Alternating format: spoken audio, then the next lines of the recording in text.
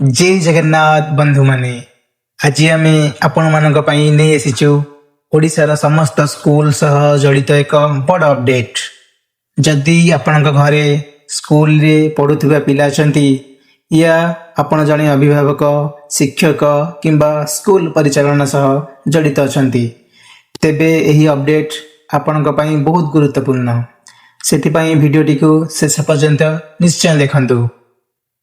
बंधु माने मिलिथिबा सूचना अनुसार राज्य सरकार 1 जुलाई रु one school one management committee व्यवस्था लागू करने दिगरे पदक्षेप नेउछंती। पूर्वरु अनेक स्कूल रे प्राथमिक और उच्च प्राथमिक किंबा हाई स्कूल पई अलग अलग मैनेजमेंट कमिटी रहुथिले, किंतु वर्तमान सही व्यवस्था रे परिवर्तन आनी गोटे स्कूल पई गोटे मात्र मैनेजमेंट कमिटी गठन करने को प्रस्ताव रही।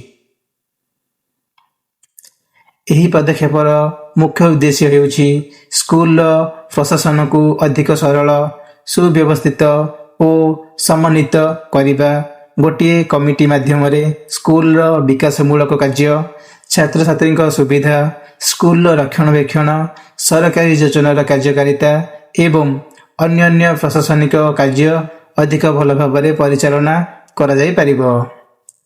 एहा द्वारा विभिन्न कमिटी मध्यरे हेउथिबा समन्वय अभाव दूर हेबा सह निष्पत्ति नेबा प्रक्रिया मध्य अधिक सहज हेबो बोली आशा करा जाउछि।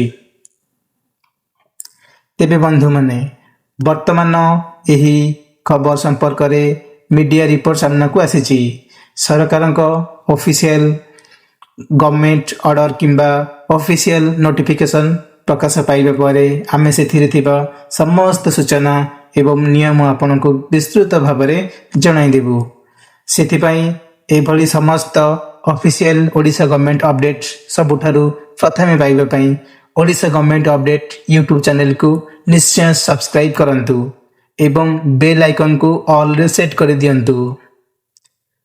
आपनक मतरे one school one management committee व्यवस्था लागू हेबा द्वारा स्कूल परिचालन रे सुधार आसीबो कि?